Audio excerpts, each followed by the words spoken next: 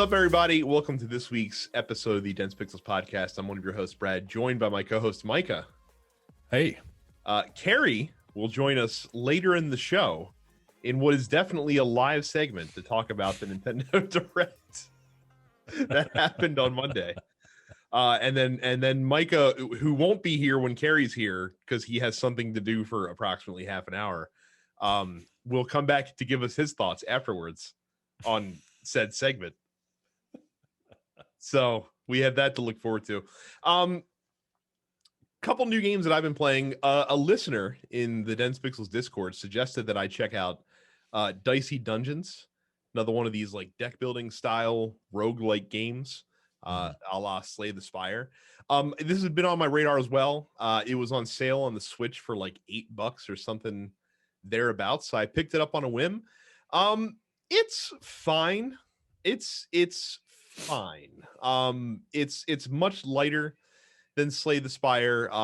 You're it's weird, like you're on a faux game show, and you have like a class, and the class of course determines like what's in your starting deck, and you go through different encounters, trying to level up to gain new abilities.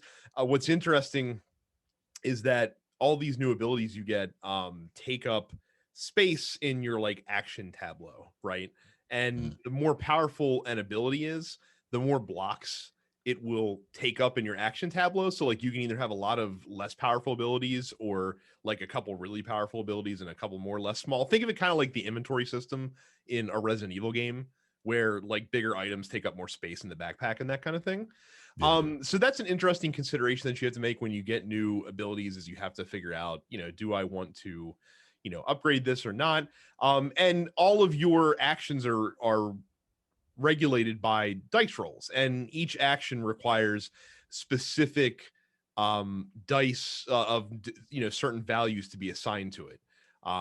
You might have a sword, which is basic, which will do as many hit points of damage as the die that you assign to it.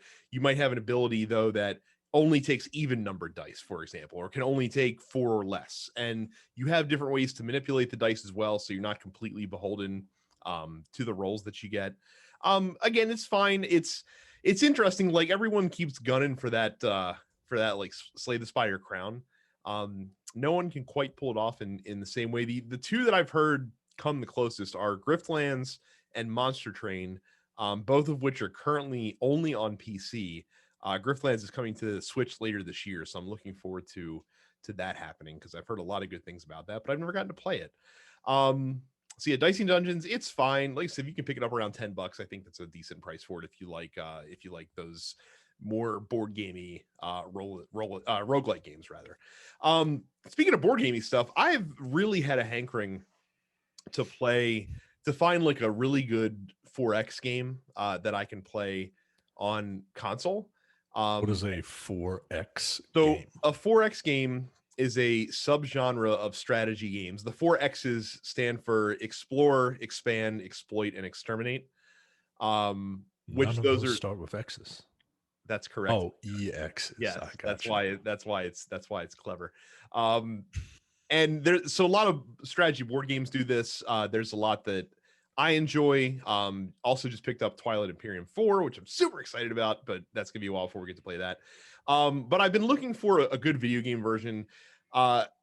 Civilization is kind of the undisputed king of this genre, and the console port of Civilization 6 is actually really good. It was on sale for $15 last week on PlayStation, so I picked it up, and this was a horrible idea. because the other night, on like Sunday night, I was playing some Civ, and it was like I looked at the clock. It's like 11:30. I usually go to bed around midnight, give or take, get 6 hours of sleep. And 11:30 came up. I'm like, man, I should probably think about getting to bed soon. But you know what? This lighthouse that I'm trying to build in my city, like it's gonna be done in like 6 turns. I was like, so I'll keep playing until the lighthouse is built, and then I'll go to bed.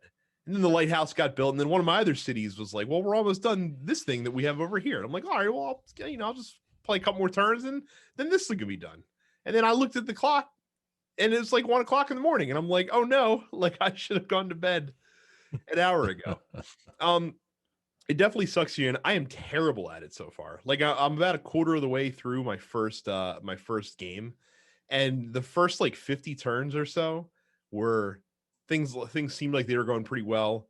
Like I was keeping pace pretty good with some of the other civilizations around me, and then Greece asked me to embark with them in a joint war against Cleopatra, and I'm like, that's cool because Cleopatra doesn't really like me. Like she thinks I'm weak because my military is is below par. But you know what? Go over there with Greece. We'll go fuck them up. Like, let's make this shit happen. Now, and I started moving my warriors over to Egypt, and those motherfuckers had chariots and bows and shit. They were wrecking my soldiers that had clubs to death. And that's when I found out that I should have been spending way more points in military or way more resources in military instead of building like campuses and other science buildings to learn technology and shit like that. see, Terrible stuff. that's yeah. You see, you're an American. You're supposed to arm your military first. I'm actually playing as America. Like that's the civilization. Oh well, yeah. See, you got this weird like utopia that you want to live in, where America is like, "Hey, let's learn about science and technology and help the world." And it's just nah. See, we are the bullies who come in and run roughshod and then take everything. That's how you got to play it. Yeah. So it's interesting. So I quickly made peace with Cleopatra and got out of the war path with Greece because that wasn't going to go well. It's really, like I said, it's a fun game. I will say for those of you out there, it is not really a game that you can play casually. I mean, one entire campaign is going to take like 10 hours. Like that's probably your first game that you play is probably going to take that long. It's not meant to be brief. It's not meant to be fast. I mean, they have short game versions that you could do, if you want to. But it's not a great casual game. And I will say I had to watch a fair amount of tutorial videos on YouTube. And there's a great series done by a YouTuber whose name is Quill18. Did a great like multi-part Civilization 6 tutorial series that taught me a lot because the tutorials in the game are ass. Like they're fucking horrible. In this modern age of video games, it's embarrassing to not have like a proper tutorial, I think. And Civilization 6 definitely is important. Like all the information you could ever want is in the Civilpedia that's in the game itself, but that's not a way to learn something. That's like that's a reference resource when you have questions later on. But yeah, Civ 6 is great. It's back to $50 right now. Don't pay $50 for it. Catch it on a sale. There's a ton of content with the base game, and if you enjoy the base game and you feel base gamed out after a while, then there's a ton of expansion content that you can buy too. The control interface is about as good as it can be when you're taking a game designed for mouse and keyboard and playing it with a controller. Yeah. I don't really know what else they could have done better, which is to say that it's still kind of awkward to control. But they did the best they could with the resources that they had, and I can't complain too much about that. So that's what I've been playing for the past week or so. All right. Some new releases coming out this week. There's lots of stuff. Dry Drowning, which is a terrible fucking name for a video game, is out on the Nintendo Switch. Heavy Metal Machines came out to PlayStation and Xbox. Persona 5 Strikers came to PC, PlayStation, and Switch. Carrie's been playing that. She'll have her thoughts on that next week, or whatever she's next on. Rogue Heroes Ruins of Tasos comes to PC and Switch. 2 Point Hospital, A Stitch in Time DLC comes to PC. Fights in Tight Spaces, a game that I'm very interested in if it makes its way to consoles eventually, comes out on PC. Minecraft Dungeons Flame of the Nether DLC comes to PC, PlayStation, Xbox, and Switch. Castle Kong comes to Switch. Code Realize Wintertide Miracles comes to Switch. Ghost and Goblins Resurrection comes to Switch if you feel like bashing your face against a brick wall. Hellpoint comes to Switch. Room to Grow comes to PC. Bravely Default 2 comes to Switch, which Micah, I'm sure, will have some thoughts on next week. Yep. And then Hot Brass comes to PC, and Katana Kata comes to PlayStation, Xbox, and Switch. Yeah, I'm actually kind of looking forward to Bravely Default, and I hope that like the big thing with that game is that when you beat it, you kind of have to do it again. Is that going to be true of this one too? I hope not. Like I feel like the level of complaint about that specific aspect of the first Bravely Default is universal across everybody that I've talked to Yeah, that has man. played that game. So I can't imagine that they would go back to that same well again. I mean, I hope not. If it does, boy, are you gonna hear about it. Go to densepixels.com/fans. That link will take you to our Discord. Um, we're moving along with the Discord. I'm getting a little used to it. Still a little shy. I'm more of a lurker. You know, I'm an old man and I don't like change, but change is good. And you should go to densepixels.com/fans to get invited to our Discord. We have on the Nerdpocalypse one, I'd imagine it's coming soon to the other ones too. We have custom emojis now, which are all great. Yeah, I saw that. Yeah, I saw that, and the ones that they selected are pretty damn good. I'm a fan of Brad Face. Yeah. I think Brad Face is pretty universal, right? Like Brad Face is like we need to get Brad Face as popular as the as that black guy who going. We're like the double take white guy. Yeah, exactly.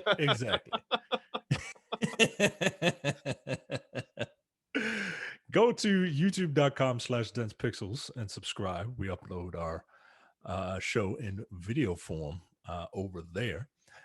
Subscribe to all of the TNP Studios podcasts wherever you get your podcasts, including the Nerdpocalypse, Black on Black Cinema, which we just did an episode on Judas and the Black Messiah that Jay and TR were very good on, and I was just adequate.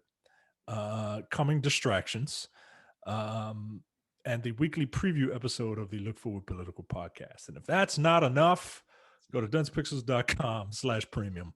For $5 a month or $50 for the full year, you'd access to the premium slate of podcasts, including the airing of grievances, No Time to Bleed, The Men with the Golden Tongues, Upstage Conversation, and the full episode of the Look Forward Political Podcast. Very good. Let's get right into the news. There was a GQ article that came out that had quite a bit of news being made from Jim Ryan, who's the CEO of PlayStation Worldwide Studios. One of the biggest news, arguably, is that there's a new PlayStation VR that is coming to the PS5 console next year.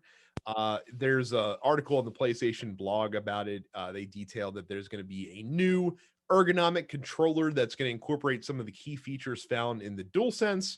And I think they're keeping it simple in terms of like the one cord system, just like they have with the current PlayStation VR. I know a lot of folks were hoping for a wireless solution, but we're not really there yet, I don't think, in the VR space.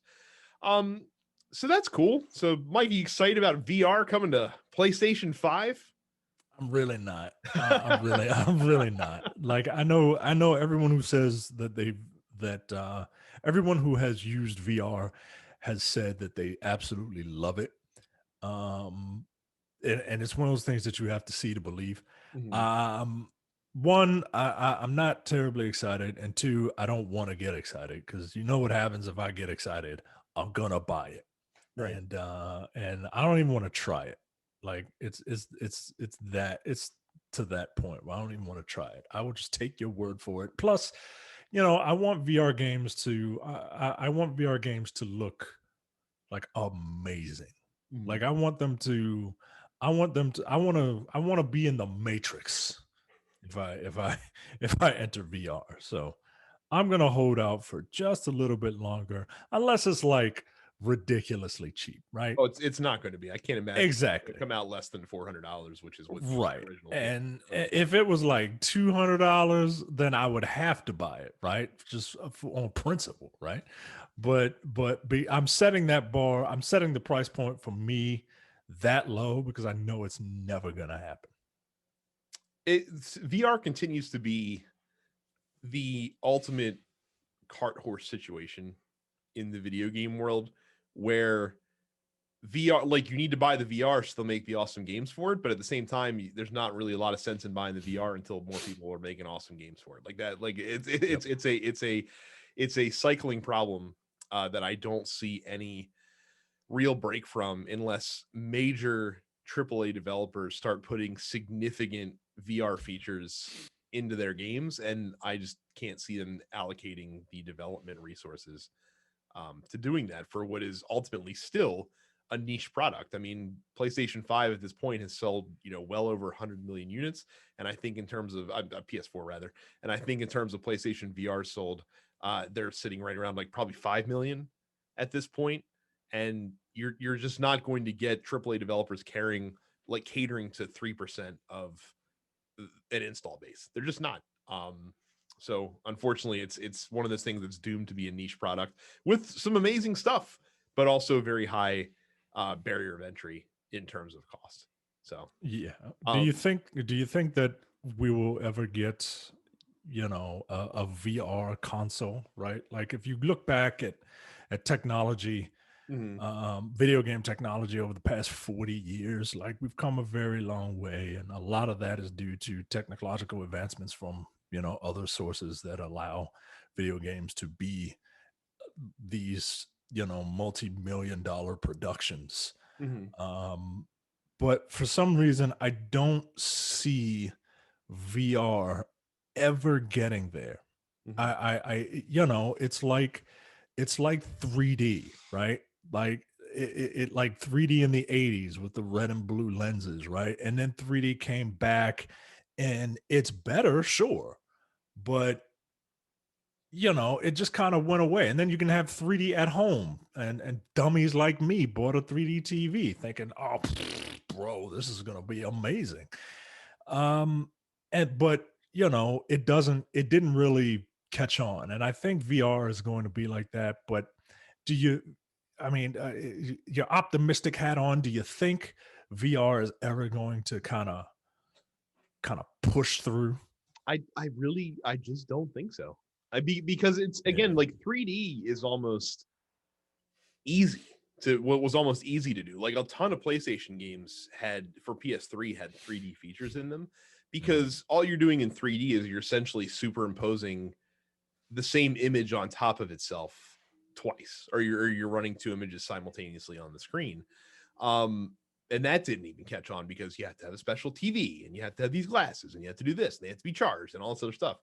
And VR's in the same boat where again, the technology is great. It works really well. Like I've used PlayStation VR. It works as advertised. It's great. But again, the software is what sells hardware. That's been true of gaming forever, and it's going to be true of gaming for until the end of time. Like hardware by itself will not sell itself. It just doesn't work that way unless you have something to play it on. And again, not that there aren't great games on VR, but they're very niche games that cater specifically to VR, that are developed specifically for VR. And then you might get lucky and get like a No Man's Sky where you can play the entire game in VR, or something of that caliber. But again, you're not seeing Call of Duty playable in VR. You're not seeing Madden playable in VR or NBA 2K playable in VR. And that's what it will take to get VR into the mainstream. You got to get a mainstream game that caters to it. And I just don't see that happening in any significant way. Not anything more than like a spin-off mode in a game as 2K has done in the past. Right. So Yeah. couple other things that Jim Ryan talked about in this GQ article was the fact that Gran Turismo has been delayed into 2022 to the surprise of literally nobody who's followed the development of any Gran Turismo game ever.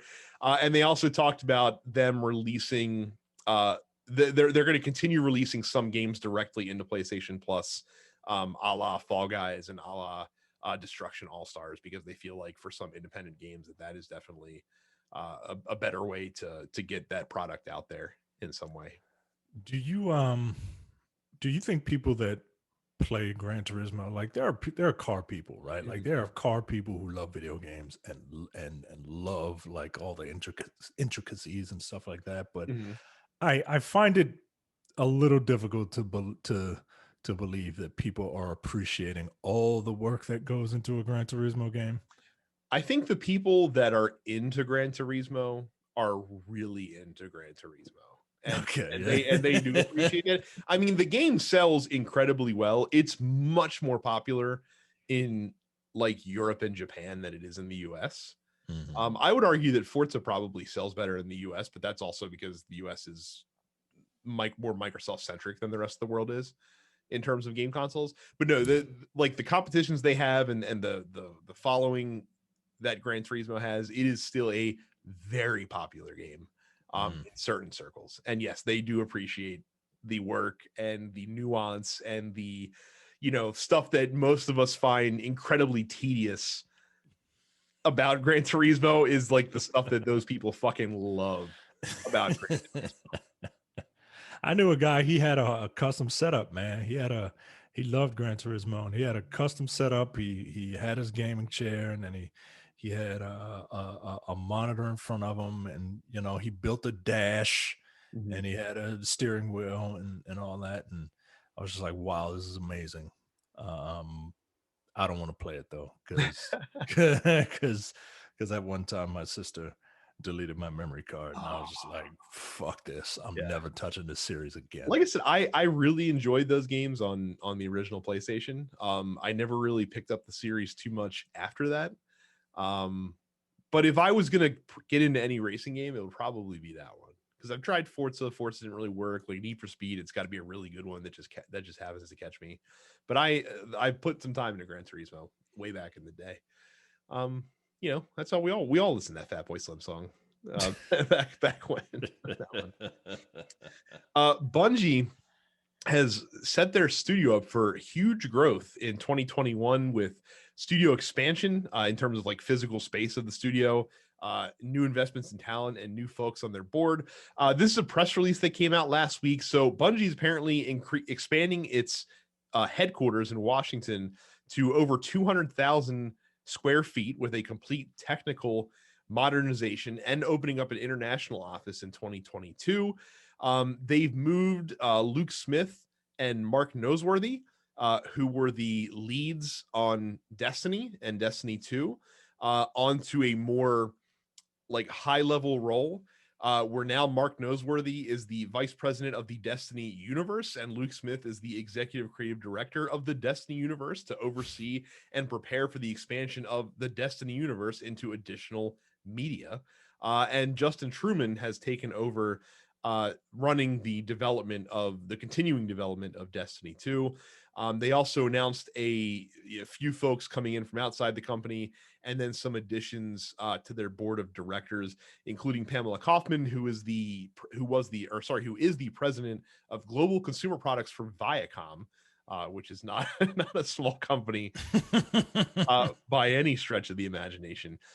This is really interesting to see a company like Bungie brought in this way.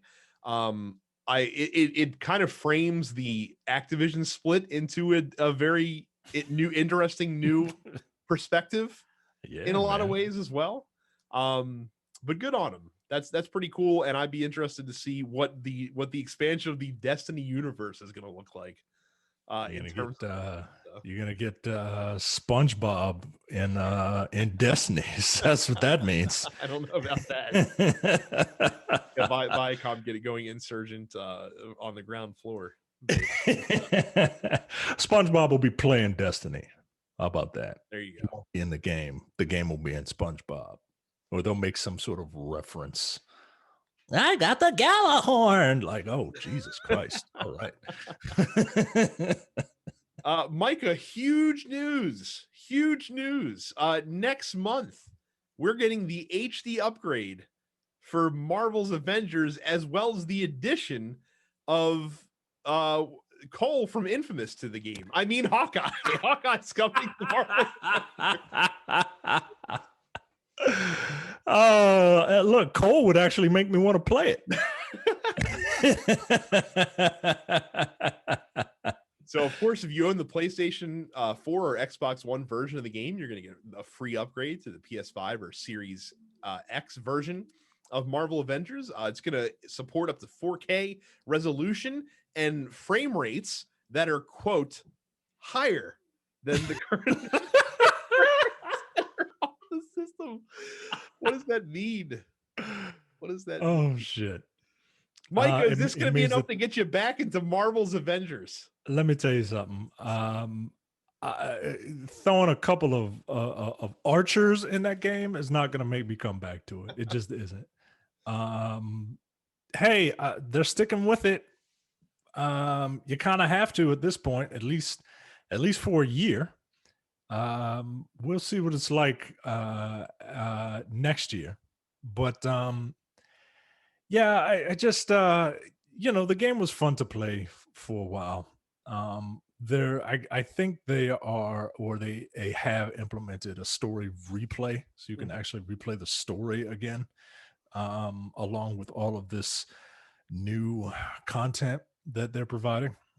I checked out the war table because I skipped the previous update they had, Mhm. um and I checked out this war table, and they were like, here's another archer, and I'm like, all right, well, let me take a look. And it doesn't seem like they're continuing the story, which I'm actually kind of interested in, but they're also just like adding one new area.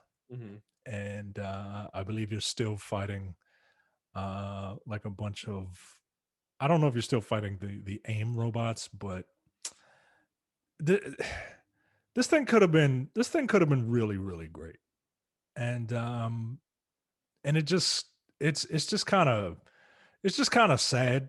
Like if you'd have focused on just creating your art instead of creating your cash cow, Mhm. this game could have been something special. But like, because it has all the, it has good bones, as they say on the various HGTV television shows.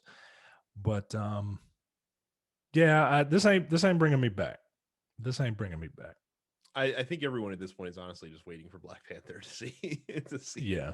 that's going to get anyone re-excited. And again, people play it for a week and then leave it in the dust. I mean, you can basically get it for $30 nowadays. Like, I feel like it's going on sale every other week. So I guess if you ever wanted to try it, then I mean, it's worth the $30. Mhm.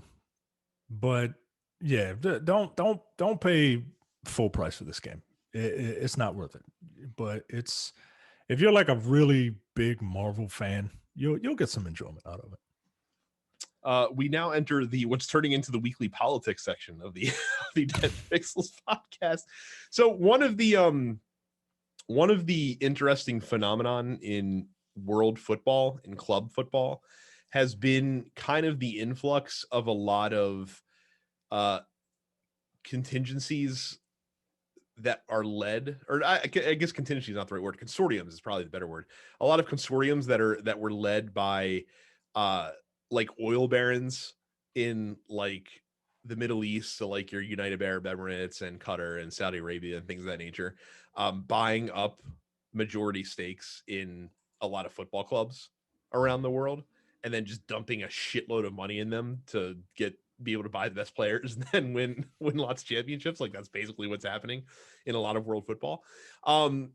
Well, apparently the same thing is coming to a video game company near you, because the Saudi Public Investment Fund, which is basically the Saudi government's investment fund, because the Saudi government controls pretty much all the oil in Saudi Arabia, has picked up $3.3 billion worth of shares in Activision Blizzard, EA, and Take-Two this past week, or rather in the fourth quarter of last year.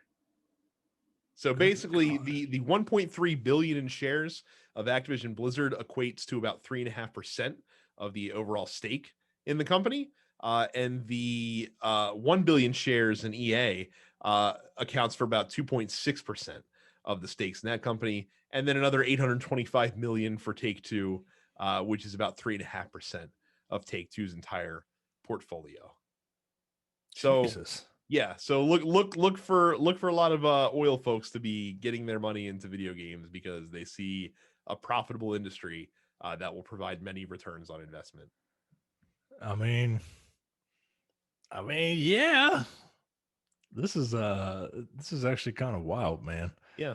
Um, I feel also compelled to just remind everyone that Saudi Arabia, a country that still traffics in copious amounts of human rights violations, and who might have, actually not might have, more than likely murdered a Washington Post journalist a couple years ago and then dismembered his dead body, which, you know, is a thing that happened. yeah, Prince Salman is a noted video games fan who has previously said he enjoys Call of Duty, especially Call of Duty 4, when they took that one guy and they murdered him in first person because wow, yeah. And then he has also been blamed by the CIA for the assassination of Washington Post journalist Jamal Khashoggi. Um, God damn.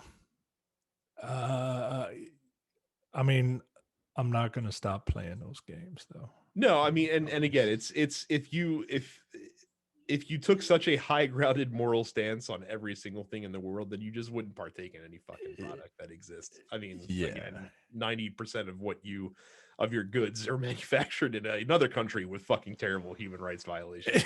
Yeah. So it is what it is. But again, still important to note these things as we go along and as the world order changes, essentially.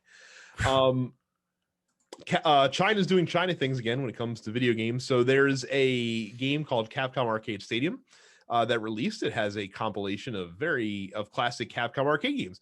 One of those games is Super Street Fighter 2 Turbo. Super Street Fighter 2 Turbo is a video game where one of the fighters is a gentleman by the name of Fei Long, who is, of course, a Bruce Lee allegory, quite famously in Street Fighter. And he hails from the country of Hong Kong. Now, in Super Street Fighter 2 Turbo, typically, when you choose Fei Long and you fly and you go to Hong Kong and you fight on his stage, you see a picture of the Hong Kong flag, which is where you fly to. But in the Chinese version, that's not what you see because they replaced it with a Chinese flag.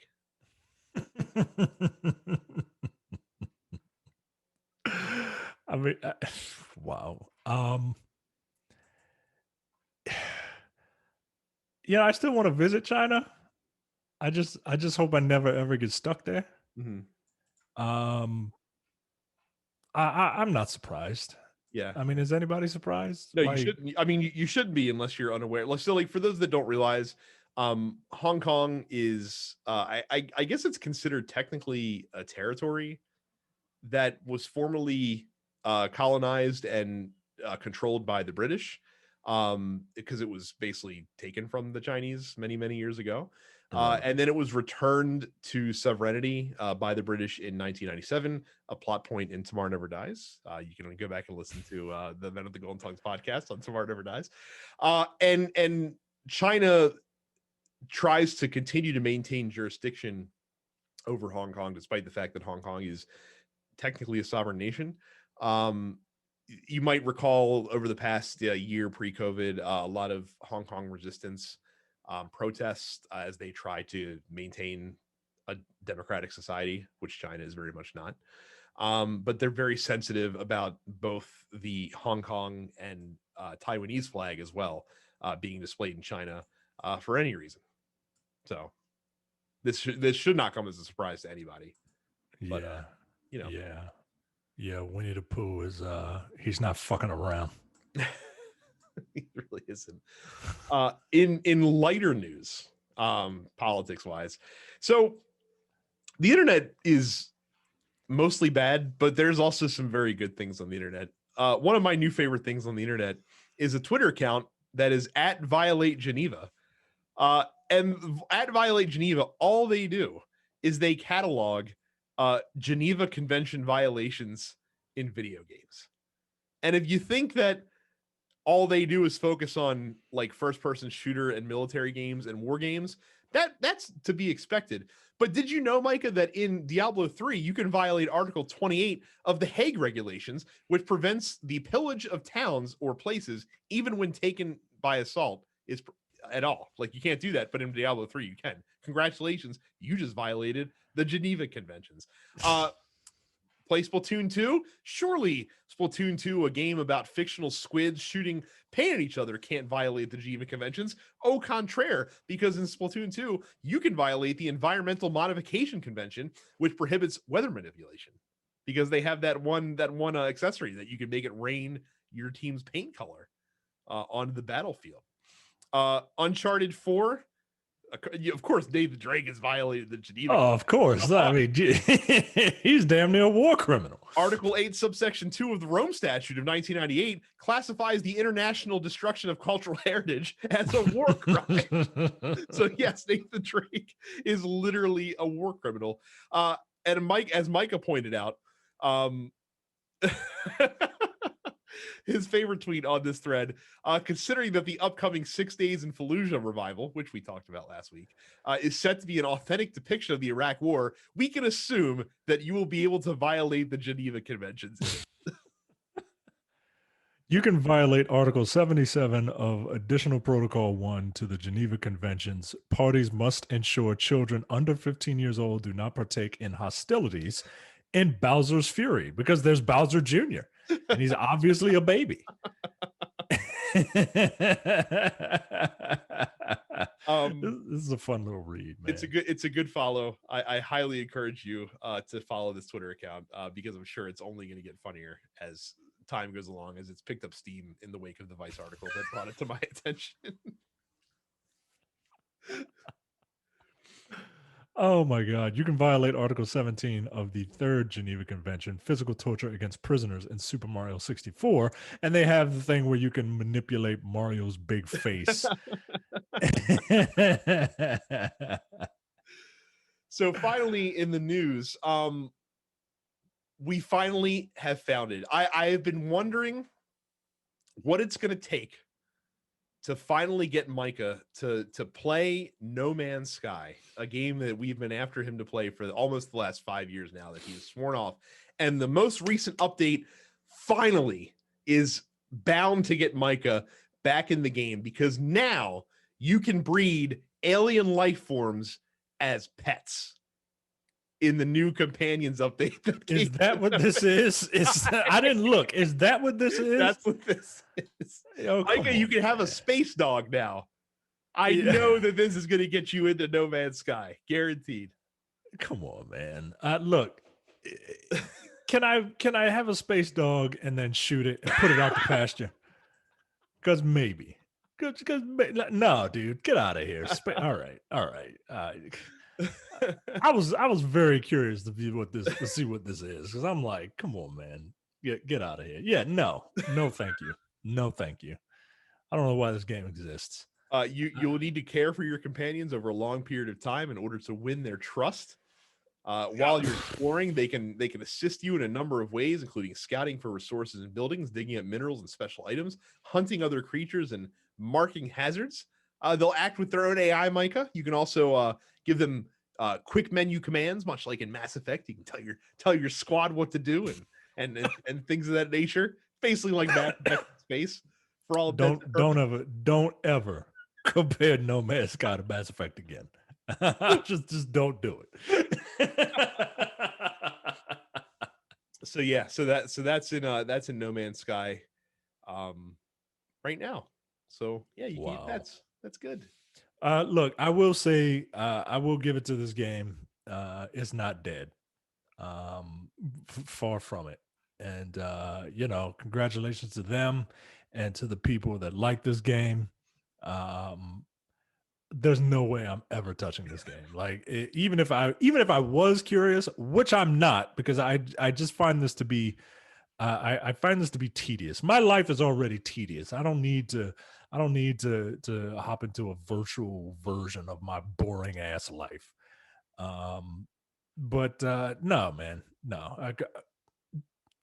Get out of here. Come on, man. Go to when you're go to densepixels.com/Amazon for all of your Amazon purchases. What was the last thing I purchased from densepixels.com/Amazon? I bought myself A Marvel Legends action figure. Yeah. Shocker. I told you mine was Twilight Imperium 4. So I got a little rebate on Twilight Imperium 4. When you go to densepixels.com/Amazon for all your Amazon purchases, you help out the show in the most lackadaisical way possible. But we will take it. Go to densepixels.com/Amazon. All right. Well, now I'm going to cast Micah to the side, and Yeah, I'll be back. I'm gonna walk out of the room, right, and then yes. Carrie's gonna come in, Yeah. and then, but because Carrie and I, we got beef, and we don't want to be in the same room with each other, so it's gonna be really weird when we pass like two ships in the night. That must be what it is. Here comes Carrie. So, totally shifting gears, bringing in Carrie to talk about the Nintendo Direct that was snuck up on us last week. Nintendo announced the day before that they were doing a proper Nintendo Direct for the first time in over 1 year. And of course, speculation went rampant.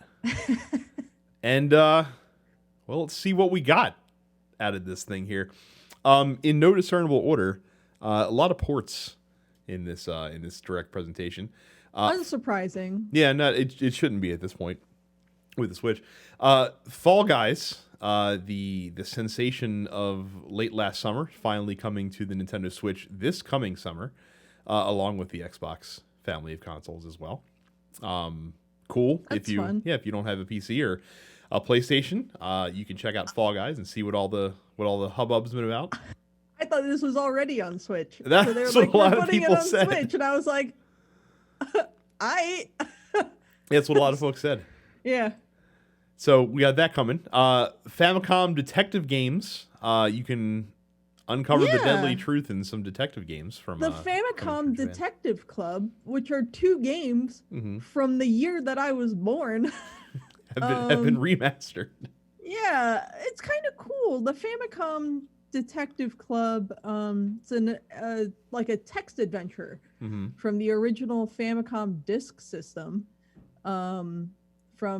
Actually, the first one came out before I was born. 88 and 89. Oh wow. Yeah. But yeah, I mean, I think it's cool.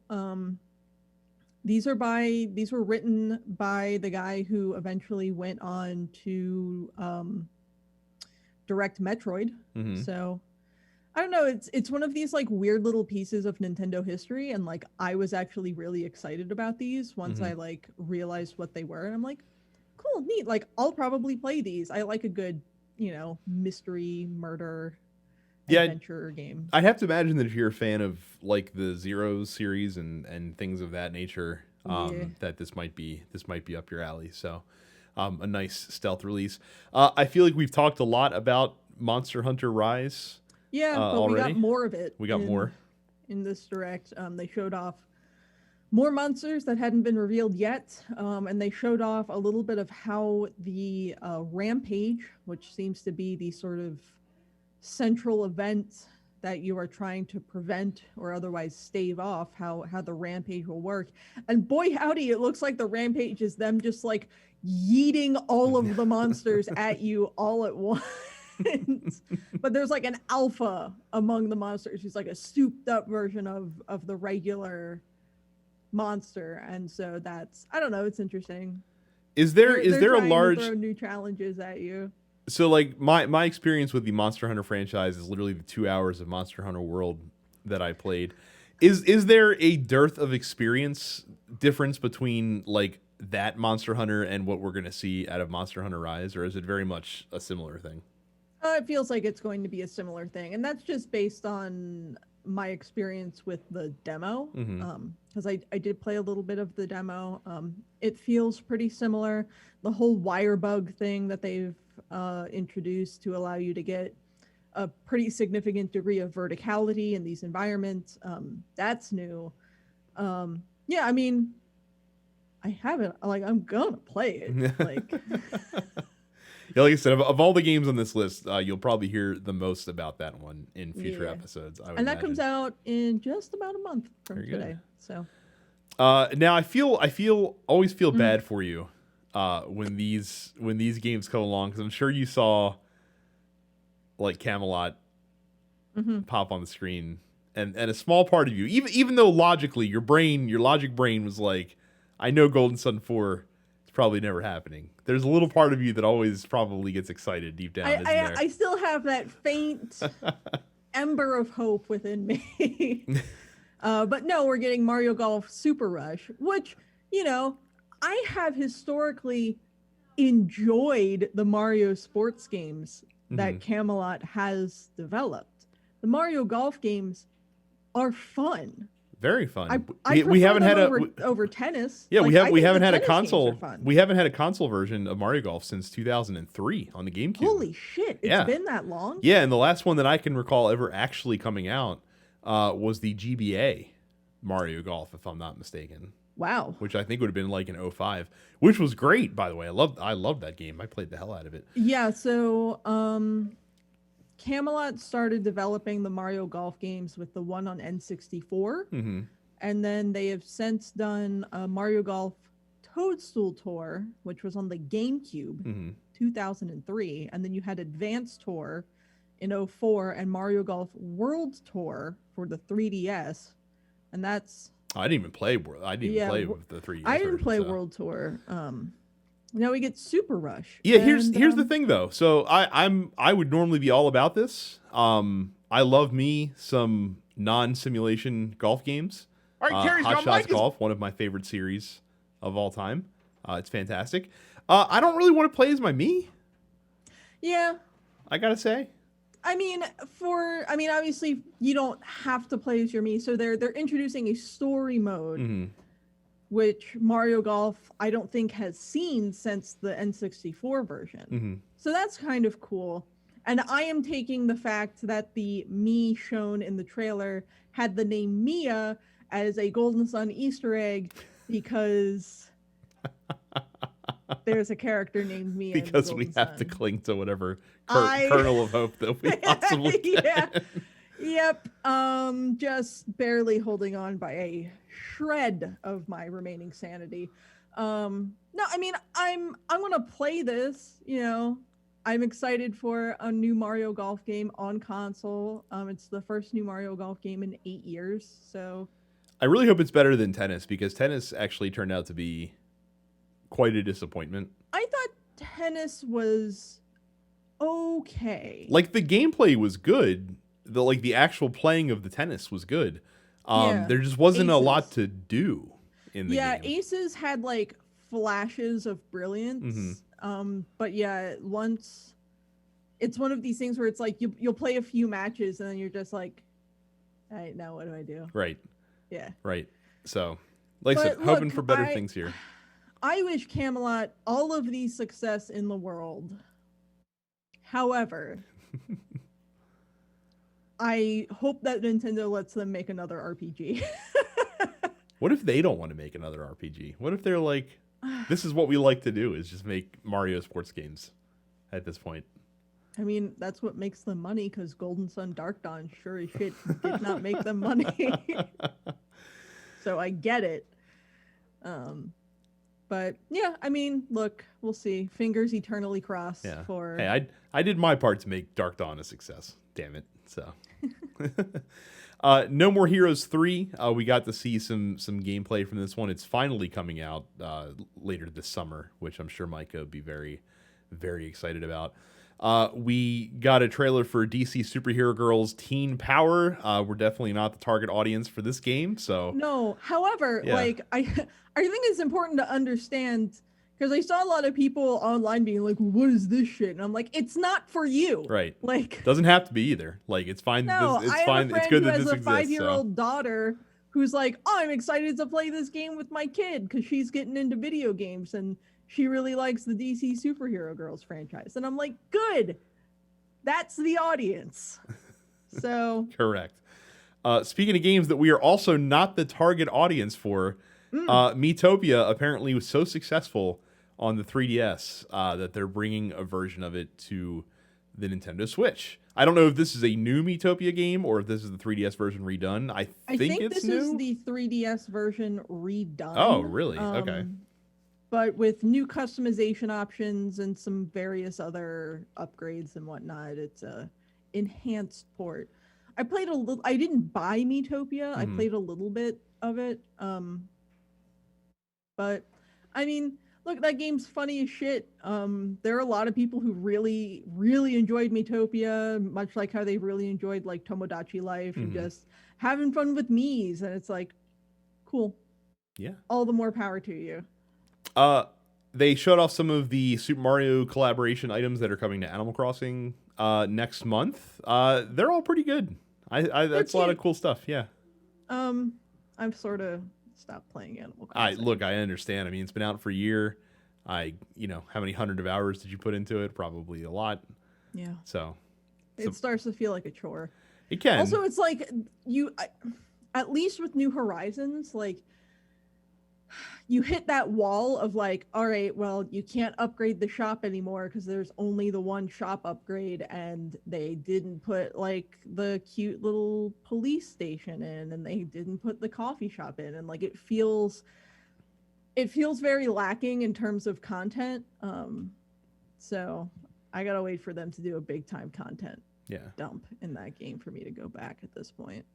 The game that I am most interested in, that they showed off, has the stupidest fucking name. Of course. Well, so Project Triangle Strategy was announced, and you might think, well, surely that's just a code name. But then again, we also thought Project Octopath Traveler was just a code name as well, and then that just ended up being Octopath Traveler. Just ended up being the name of the game that came out from the studio. Have a problem with the name Octopath Traveler, though. Well, but Triangle Strategy also makes sense in this game for what they're doing, like a three-headed. It's literally a strategy game with 3 different sects or houses in it. So there's that. It's so funnily, I don't really, even though I play a lot of board games, I don't particularly, I should say, I haven't found a turn-based strategy game that really works for me, that I like a lot. I off note, and you guys heard me talk about this earlier in the episode. I did start playing Civ 6 recently, which I've enjoyed so far. And this demo looked interesting to me. Like I've never gotten into Disgaea. I couldn't get into Fire Emblem. Maybe it's the art style, because I think that so far this studio has, Octopath Traveler was gorgeous. This game looks equally so. If you like that, that SNES Plus art style that they've used on the game so far. There's a demo available right now on the Switch if you want to check it out, so you guys can download it and see if it would be something that you'd be into. Yeah, I haven't played the demo yet. Nor have I. I have been far too busy playing Persona Strikers to worry about looking at my Switch. Because I'm playing Persona Strikers on PC. It is available on Switch though. But yeah, like Triangle Strategy looks really good. I've been a fan of turn-based strategy RPGs for a long time. Hopefully the story is a little bit more engaging than Octopath Travelers was. Octopath Traveler, another game that just had these like flashes of brilliance that just weren't really taken to their necessary conclusion. But look, for a first effort, very not bad. Wasn't this the same people who did Bravely Default? Was it? I don't think so. I thought it was a new studio that did those games, because they're not doing Bravely Default 2. Right? I don't know. I think it's the same like group within. Well, I mean, it's all made by Square Enix, so who the hell knows what development team it actually is. So, but yeah, so we got that to look forward to later on. I think it's coming out next year sometime, if I'm not mistaken, the full release. So, that sounds right. Yeah, because at least particularly with like this crew of Square Enix developers, because they did the same thing with Bravely. They're like, here's a super fucking early demo. Play it. Give us feedback so that we know what to change before the retail release comes, whenever the hell that comes out.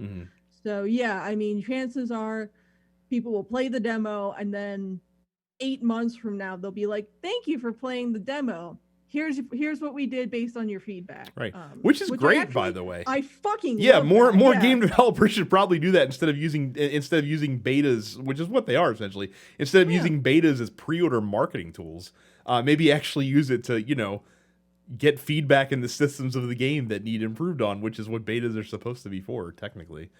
Weird concept. So I'll check out the demo of this and I'll see if it's something that I would be interested to play more of when it releases. We got a very small teaser for a game called Star Wars Hunters that we had no idea. Very small right. teaser. Like there was more information in the VO that happened after the trailer was over than there was in the trailer. It's a multiplayer Star Wars game for Switch.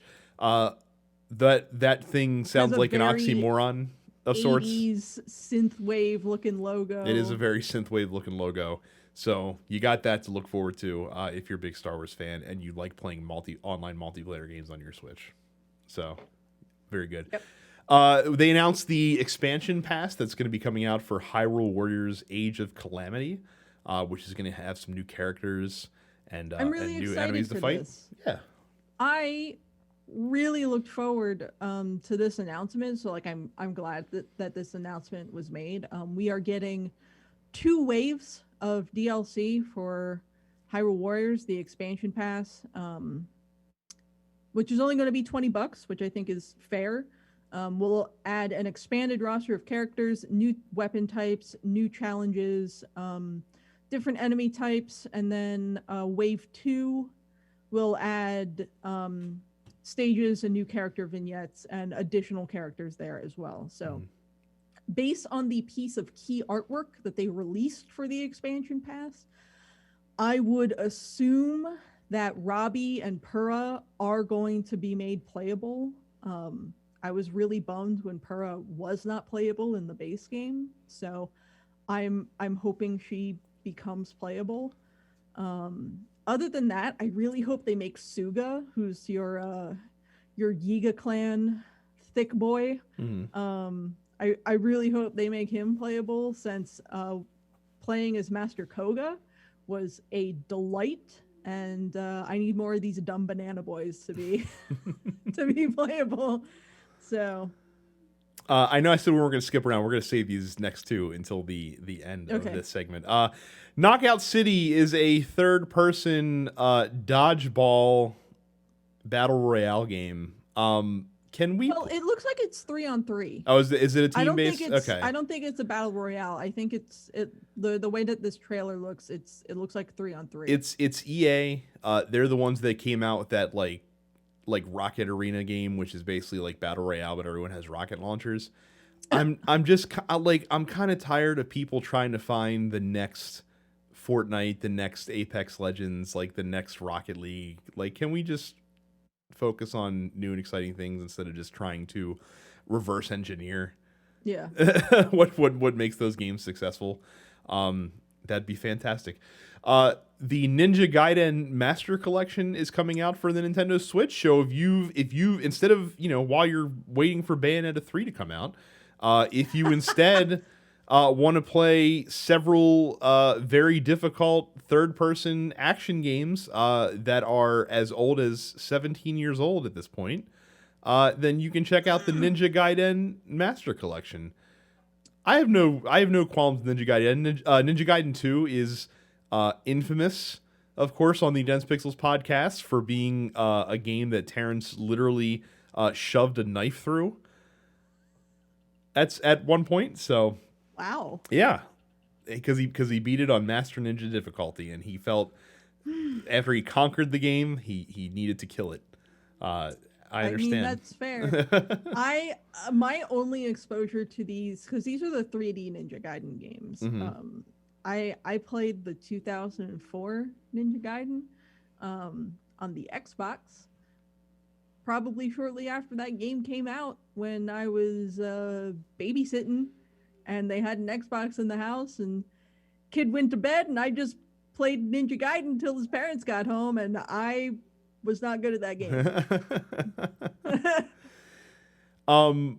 So we had the expected, well, I shouldn't say it was expected. We had the Smash Brothers announcement. We figured there was going to be a Smash Brothers announcement. Of course, you and Micah both speculated that it would be Leon Kennedy, which was a good guess, especially with all the news and hubbub around Resident Fair Evil. guess. Yeah, I think it was a terrific we're in guess. a big anniversary year for Resident Evil, right? You know? Yeah. Instead, we got Pyra. Someone no one fucking asked for. Yeah, from what, Xenoblade Chronicles 2, correct? Correct. Yeah. So it's a wonder that I even know that, honestly. Because if you'd asked me before this Nintendo Direct who Pyra was, I would have shrugged my shoulders. Yep. So I have not played Xenoblade 2. Here it's very good. Man, I gave the Switch port of the first Xenoblade Chronicles, I gave that like a good old-fashioned varsity try, and I just couldn't fucking get into it. Yeah.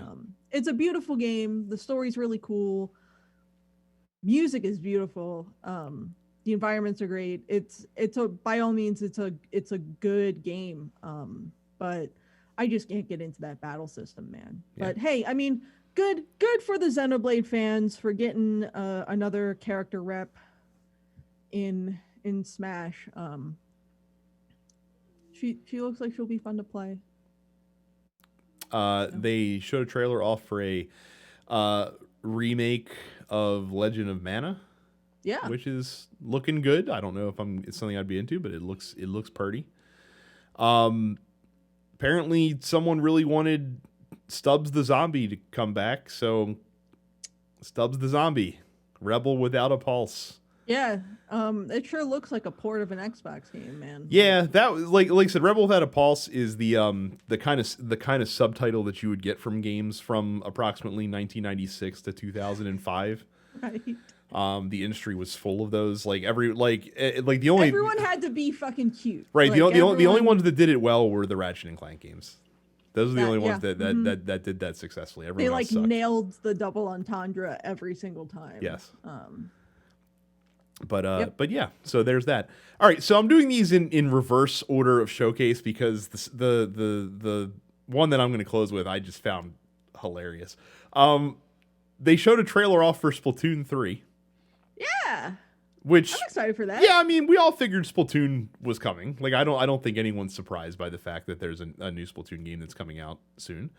So they show that off. It looks like that it takes place in like a post-apocalyptic setting, which is odd. Like, Splatoon was post-apocalyptic to begin with, but now it's like fuck France specifically.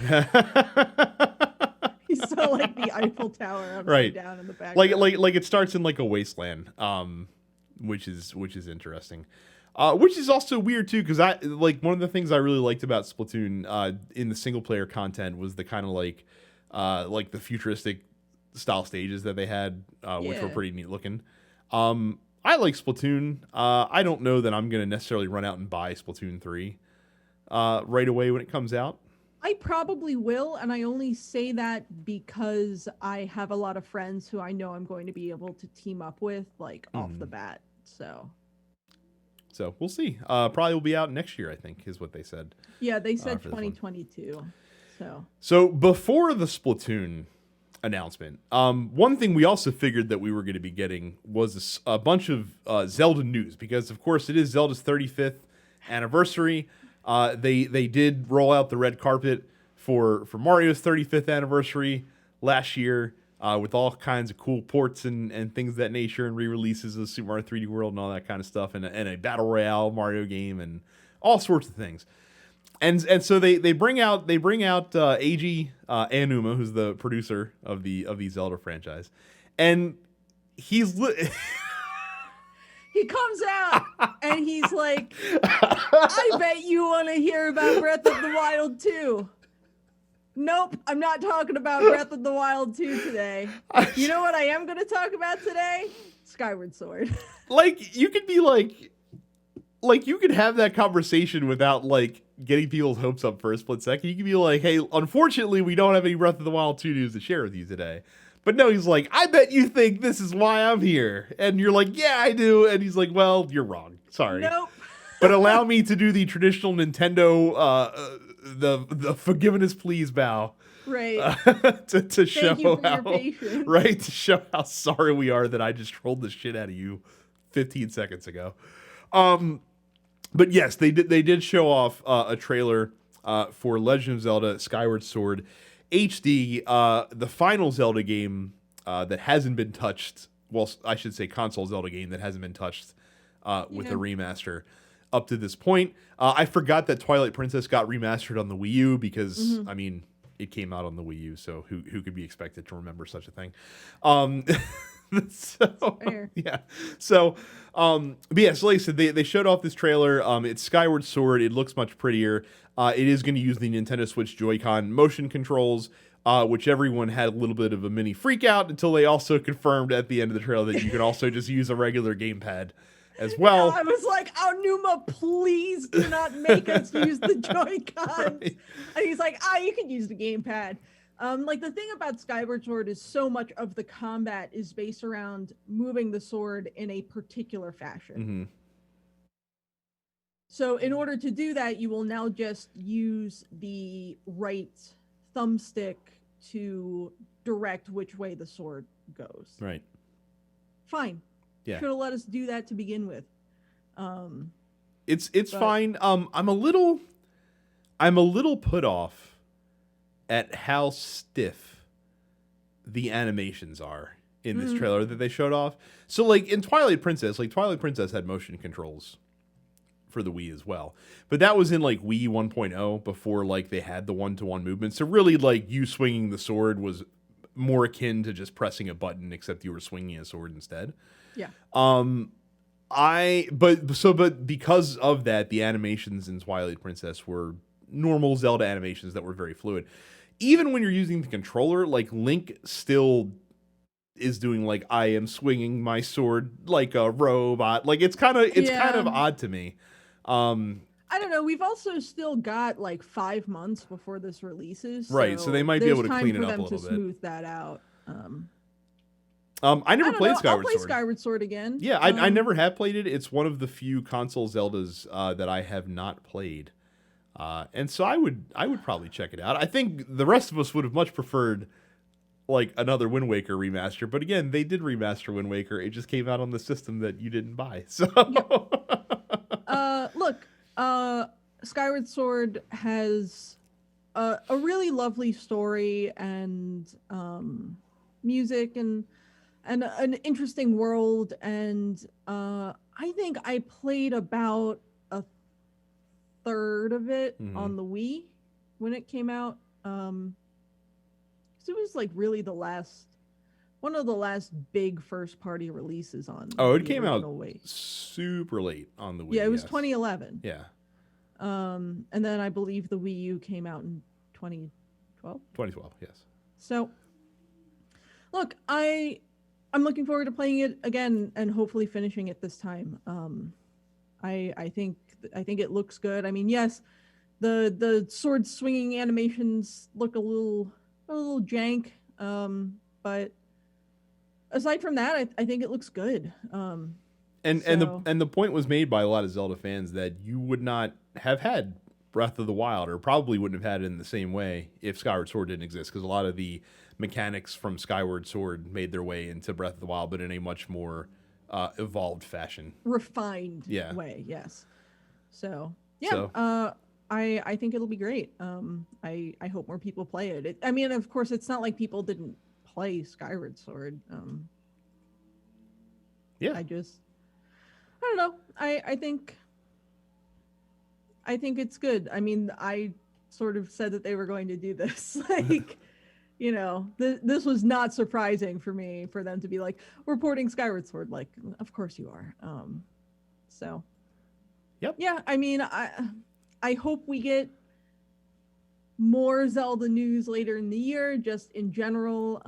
It would be nice if they didn't just completely, shit on the second most popular franchise in the history of their game company. So, but yeah, this whole the thing that I said when we were watching this presentation together on the Dense Pixels Discord is that this whole presentation could have been an email. Is it our fault that we got our expectations up with Nintendo being like, hey, it's the first time we've done a legit Direct since 2019? Yes, it is. Yeah. At the same time, if you're going to drop that on us, I feel like you need to be coming a little bit harder than what you came with. Like if Skyward Sword HD is the thing, the pinnacle thing to show off, and I know it wasn't last, like Splatoon 3 was technically last, but that game's not coming out till next year. Like if that was the high point of your presentation, I don't necessarily think you had a great presentation. Yeah. So, a lot of people were like, why isn't there any Pokemon news? And I'm like, because they're going to fucking save it for this week because the anniversary date for Pokemon is Friday. Right. Or they'll just do it. Like they have no problem doing a Pokemon Direct. Like Right. they'll just fucking do that by itself. Here's Like, the thing. You know what? We're probably going to see a tweet from them on fucking Wednesday or Thursday morning being like, join us on Friday for a special Pokemon Direct. And we're going to get a shit ton of fucking Pokemon news at that point. Yeah. So, well, thank you very much for joining me to break down the Nintendo Direct presentation. Now I need to see if I can find Micah again. Yeah. Sorry I couldn't be there for the rest of the episode because I have band practice to play my video game music. So I might be scarce on the actual episodes for a few weeks, but I'll be around. There. Well, we'll talk to you later on. Thanks. All right, Carrie's gone. Micah's back. Hey, Micah. Boy, I don't. Just Carrie's just blah blah blah blah blah. Nintendo. That's what I'm assuming. Carrie. You weren't listening to the presentation as we were no, because Carrie and I got beef. Oh, that's right. That's so I don't even want to hear a voice anymore. So yeah, again, Carrie and I talked about the Nintendo Direct in your absence. Did you have any smoldering hot takes from the Nintendo Direct? The mildest of all Nintendo Directs. Yeah, this this really didn't do much for me. I guess Mario Golf. I guess. I don't know about playing as my Mii though in Mario Golf, as I mentioned while Carrie was here. So yeah. I assume I wouldn't know because Carrie and I got beef, and we don't want to hear a voice. I know they had to be pretty upset when the dude from Zelda came on and was like, "Hi, I bet you, I bet you're expecting some Breath of the Wild 2 stuff, huh? Well, too bad, because I'm not here to talk about that. Sorry." I was just like, "Yo, like you ain't had to do all that, yo." Like, like, come on, man. Yeah, there's not much from this Direct. The only thing that I was interested in was Project Triangle Strategy, which is something that I've been looking forward to for not this particular game, but a Square Enix tactical RPG is something that I've been looking forward to since War for the Lions. Yeah, I was about to say I didn't even think about that aspect. Is that people have been dying for a follow up to like Final Fantasy Tactics, and I don't necessarily think that this is going to be the Final Fantasy Tactics sequel. No. But to see another turn based strategy game coming from Square after such a long time, I'm sure is going to excite many people. Assuming the game is good. Let's hope it doesn't suck ass. Yeah, let's. I mean, the beta, the demo's out now, and they're actually treating the demo like a demonstration, and they're taking feedback from it. I wanted. I'm glad you brought that up because Carrie and I did talk about your takes on a company taking the revolutionary step of using a beta for the thing that a beta is supposed to be used for instead of as a tool to drive pre-orders to your game. I respect it. I really do. But I also I'm so conditioned now that a demo means the game's coming out next month, right? I played the Guilty Gear Strive beta, and I'm excited for it and all, but I'm excited, but it's coming out next month. All right, whatever, I can wait, or in a month and a half, I can wait. This is coming out in 2022, man. Like on the one hand, I want to play it, right? Because it looks awesome. But on the other hand, I don't want to play it because I'm not going to get a chance to play the actual game. But no, I respect it. It's what should be. It's what should be done. It's it's early access or what have you. So It's when early access because you don't have to buy the game first. yeah, that's right. So I think this is it's a good sign for this game that they're taking it seriously, that they actually want to get feedback, and this tells me that this game is going to be amazing. Excellent. Not excellent. According to iFixit, who is a YouTuber who does like basically breakdowns of hardware whenever like a new iPhone or iPad comes out, they basically take it apart to kind of take a look at the internal components, see how easy it is to repair, that kind of stuff. It's actually a really cool channel.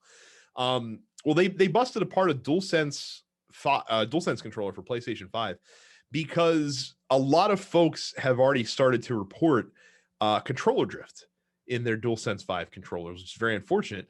According to iFixit, the DualSense, as well as the DualShock 4 and all of the Xbox controllers as well, basically use joystick hardware that is essentially off the shelf and has a long history of predictable and preventable issues, but they continue to use it. According to iFixit, the components in the sticks could easily exceed their operating life in just over 400 hours of game time, which is very unfortunate. We should not be shocked that companies that are producing accessories on the scale that PlayStation and Microsoft produce their accessories on to use cheaper parts, because otherwise the cost of developing these things would be unwieldy. But I don't know about you, Micah. I'm pretty sure that if they could adequately explain to me why it costs more to have a better controller in the box, I'd be perfectly comfortable paying more to have a better controller in the box for my game console. Yeah, I'm already I'm already paying a hefty sum. Another $50 and you just kind of add that in there, right? Like instead of it's $449, but you make a really big deal about this controller. Like I would accept it. Like I bought a what was that, Pro controller for the previous generation Xbox.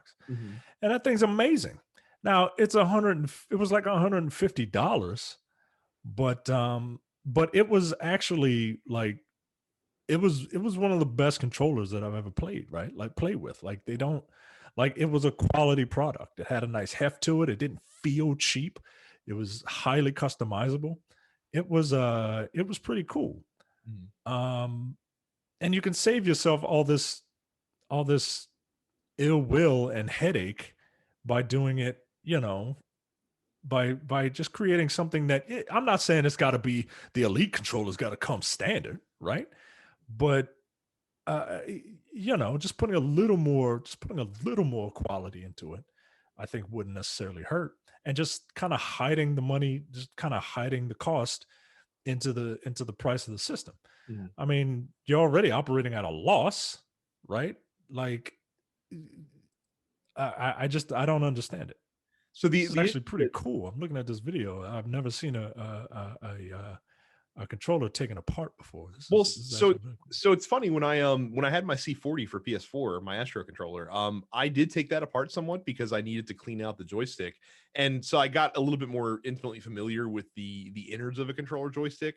So the device that typically causes the issue when you get controller joystick drifts is something called a potentiometer, which is something that in my day job I also have familiarity with, funnily enough. So it's basically the way that it works is that the thumbstick that you actually place your thumb on is actually a cap that sits on top of on a post, basically, and the post is connected to it's almost like a box of sorts that has a rotating contact that kind of creates electrical charges that can measure where the joystick is positioned based on what nodes are being triggered at any given sense in time.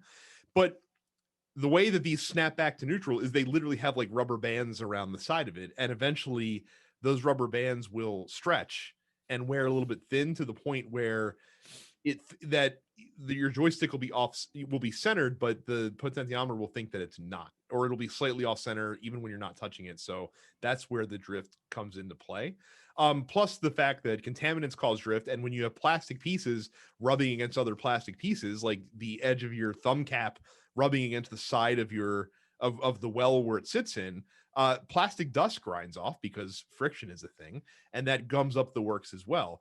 The problem is that in order to clean these, you literally have to take your controller apart to clean them, to be able to get the dust out and to clean the contacts on the potentiometer to make sure it's operating correctly. And that's not, number one, it's not something that should be expected for a normal Joe gamer to have to do.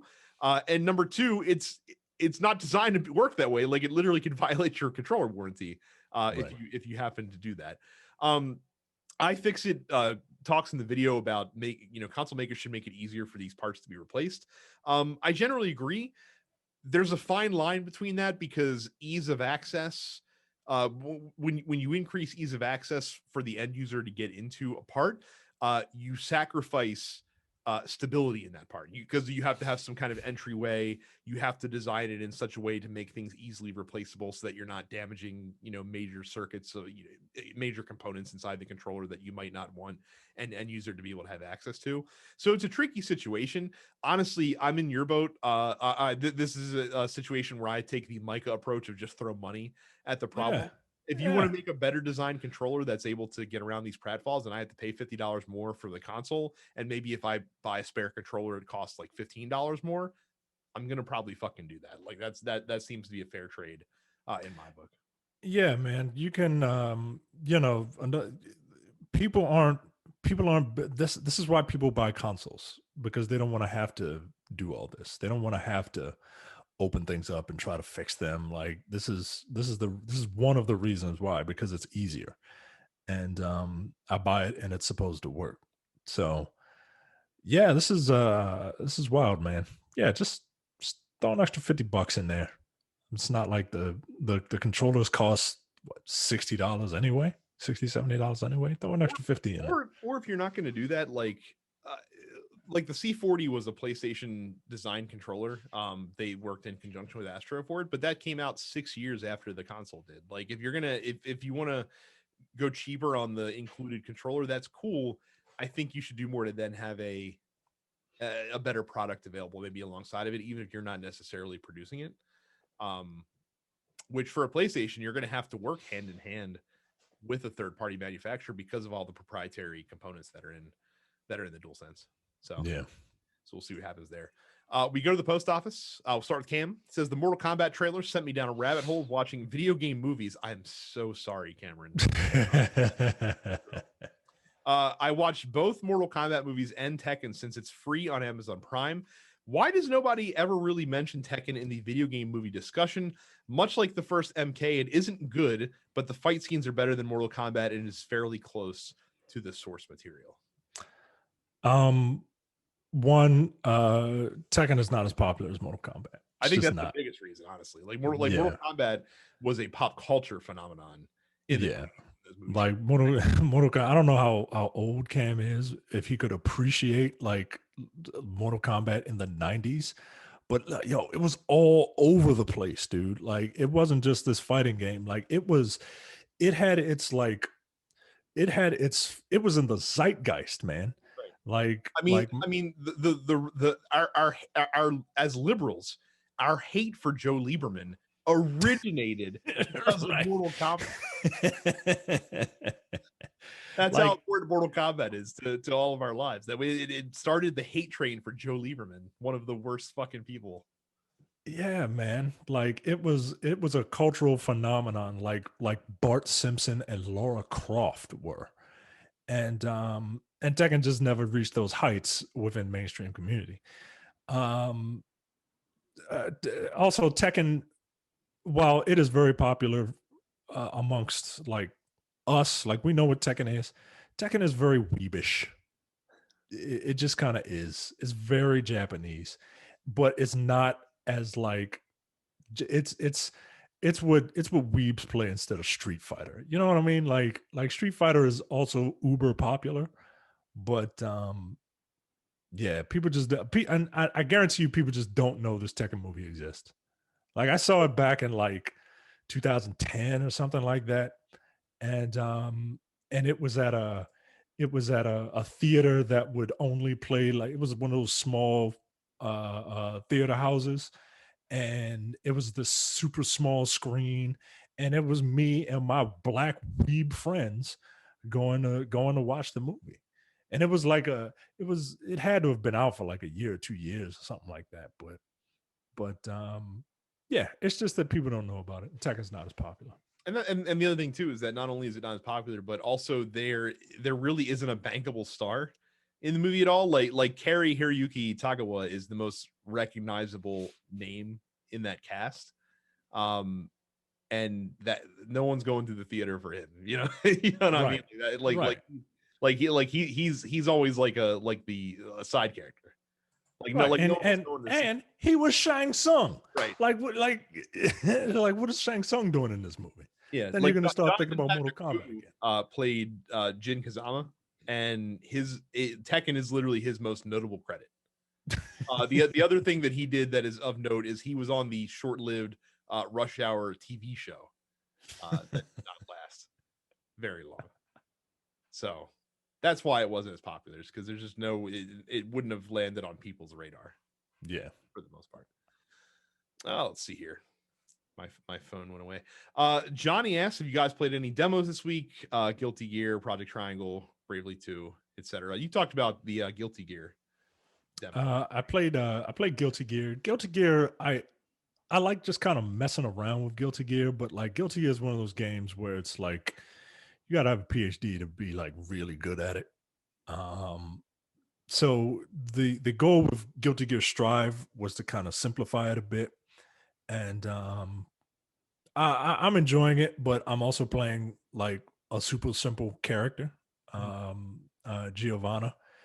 And she's very fun to play, and she's easy to wrap your head around. And if you could wrap your head around her, you could pick her to kind of wrap your head around the game mechanics and how like Roman canceling, like there are 4 different types of Roman cancels that you can do. And if you can, I'm picking her to kind of wrap my head around the Guilty Gear mechanics, and then I'll kind of ease my way up. Yeah, and I wanted to play that black guy, right? Like that black guy with the big ass samurai sword. I'm like, oh shit, that guy's awesome, right? He looks cool as shit.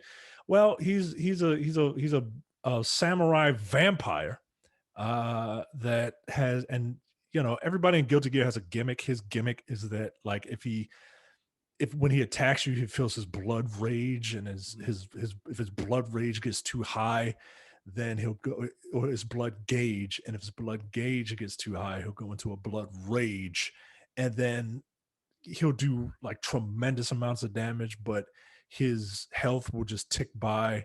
You'll be dead in seconds. So he's Blade? He's Blade. Yeah, he's a big black guy with a sword that's a vampire. Of course, yeah, he's Blade. But you know, that's a complicated character. And Zato, like I can't deal with puppet characters, but you gotta like control 2 characters with one and at the same time. I can't do that. Carl in Blaze Blue. Right. Yeah. Nah, man. It didn't work out well. One of my favorite questions ever here is Mad Coco G, who asks, favorite gaming magazine from back in the day. I admit that I was a huge Game Pro kid, but once PSM started having known comic artists doing their covers, I jumped ship faster than Ted Cruz going to Cancun. Timely humor. This category makes me want to pull up a chair and tell you young bucks out there who might be a little bit younger to gather around and listen to the old men talk shop. Micah, I don't know if your childhood experience was the same as mine, but buying getting a new gaming magazine in the mail, or going to the newsstand inside of the mall or a Barnes and Noble, or what was the defunct the Bibelo back in the day, getting to go in and purchase a new video game magazine was one of the highlights of my childhood. Yeah, man. You walk into a Babbage's and they got them sitting right there in the racks in front of the registers and stuff like that. Yeah, man. I used to love getting these things. My first one was Nintendo Power, Yep. right? I had that, Super Mario Brothers 2 claymation covered Nintendo Power. Um Here's the best part about Nintendo Power, by the way. Back in the day, Nintendo used to make excellent, and I mean excellent, game strategy guides. And as part of your gift, whenever you subscribe for a year, you got to get one of several that you could choose from for free. And the Nintendo strategy guides were honestly like some of the best strategy guides that I've ever used in my life. Like I had the Mario 3 strategy guide, I had the NES Atlas, which had full run-throughs for so many NES games. Donkey Kong Country, Final Fantasy 6, fucking had them all. They were like encyclopedias, man. Like they were. I remember them being pretty thick and yeah, they were quality, man. They were really good. I dabble with Game Pro. That's where the whole pro tip thing came from. Game Pro for me, I always enjoyed, and I had a subscription. They had my favorite rating system. Of all the games of like it's so 90s. Game Pro also always felt like a portal into a world that you didn't live in, because they did a lot of coverage of like 3DO and Atari Jaguar stuff when you didn't see one in the flesh ever when we were kids, unless you had a rich friend that happened to fucking. I knew one person that had a Jaguar. I remember you told that story. So yeah. Man, gaming magazines. I liked Electronic Gaming Monthly. That was I read EGM a lot. And I didn't really get into brand specific magazines too much. But my buddy, he always got like PSM. I was an OPM guy. I was an official PlayStation magazine guy, because that came out quarterly, and I didn't care. The magazine was so, but they always had that demo disc. Right. Maybe that's what I was thinking of, because he always played the demo. Because I would look at those magazines and I'm like, I never really cared for them, but the demo is what got you, right? Right. That OPM demo disc was what turned me on to Metal Gear Solid. I'd never even heard of it beforehand, and they had the demo of the game in there. And I played that demo like literally 20 times, and it's just the first part of the game where you're sneaking into the base. But like I played it so fucking much, and immediately bought the game when it came out. We worked at GameStop, so you pretty much had to get a Game Informer subscription. And I liked Game Informer. They were big pages, and they had really good cover art. They still do, actually. I really enjoyed Game Informer. That might have been like a close number 2 if I have to kind of rank them. But EGM, I was an EGM guy. I was an EGM guy, then a Game Informer guy, then a Game Pro guy. And then everything else just kind of, I just kind of saw whatever I saw. Yeah. Like so we followed similar paths there. Game Informer definitely meant more to me pre-GameStop than it did. And like I still get Game Informer now, actually. But I don't really even read them when they come in. It's like the necessity for a magazine nowadays it doesn't exist. Like everyone, there's a lot of great websites on the internet that are doing the best news coverage that it's immediate. You don't have to wait for it every month. And there's very little reason to crack open a Game Informer anymore, which is, I mean, it's sad in a way, but again, it's also a relic of a bygone era.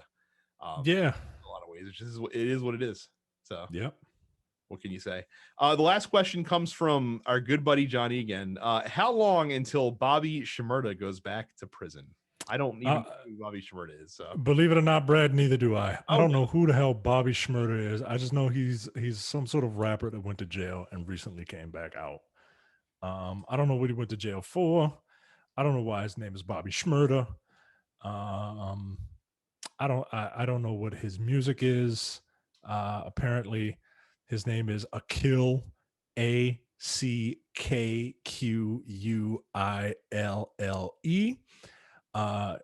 John Pollard. He's Jamaican. Okay, that explains that name. Yeah, I have no idea who this is. He has a hit song, the title of which you cannot say. No, but, I just googled him and I looked on his Wikipedia entry. And I can't talk about his hit track. Apparently, he was in prison for 7 years for conspiracy and weapons charges. Oh, all right. That is why he was in jail. So I don't know how long until he goes back to prison. Hopefully, he doesn't go back. Yeah, I'm not gonna wish for him to go back, but like I'm not gonna care when he does. Yeah. Did that answer your question? There you go. Apparently he said he's leaving New York. Yeah, you probably should. or I guess he can leave New York once he's done with his parole. But yeah, he said as soon as I can, I'm getting the fuck out of here. Which I understand. So yeah, get your ass out of trouble, man. Totally understand. So thank you guys for submitting your questions again. If you're in our Discord channel, you can submit your questions in the post office. You don't have to wait for Tuesday either. You can do it all week long, and we'll read the past week's worth of questions. To get to the Discord for now, the only way to do it is to be a member of our Facebook fan group. You can get there by going to densepixels.com/fans, join up, and then the very top post on the page is the Discord link that you can get in there, because eventually the Facebook's going to go away because they're being stupid. So it is what it is. Make sure you subscribe to the show as well as all the other fantastic TNT shows on any app that you can get podcasts on. Make sure you subscribe to us on YouTube, youtube.com/densepixels, and then follow us on Twitch. I am DensePixels Brad, Terrence is Apparition 410, and Carrie is Suffix Carrie. Thank you guys very much for listening and watching this week, and we will see you all the next time. See you. You're watching the Dense Pixels YouTube channel. Click the subscribe button while you're here, and make sure you check out our weekly podcast where we discuss the latest gaming news and our impressions on what games we've been playing.